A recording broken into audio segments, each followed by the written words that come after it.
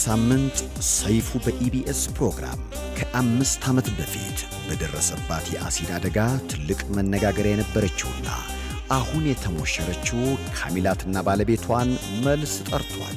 ከአደጋው በኋላ በቴሌቪዥን ፕሮግራም ስትቀርብ ካሚላት ይህ የመጀመሪያዋ ነው።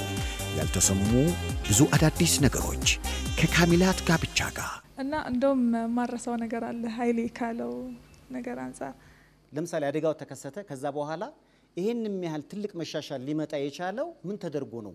ከራስሽ የተወሰደ ነገር አለ ወይንስ ምንጊዜም ዋሊያ የማንቸስተር ነህ ወይንስ የአርሰናል ነህ? የካሚላት ነኝ። ካሚላት ዘውትር እሁድ ምሽት ከምሽቱ 3 ሰዓት እስከ 4 ሰዓትና በድጋሚ አርብ ምሽት ከ3 ሰዓት እስከ 4 ሰዓት አያምልጡ።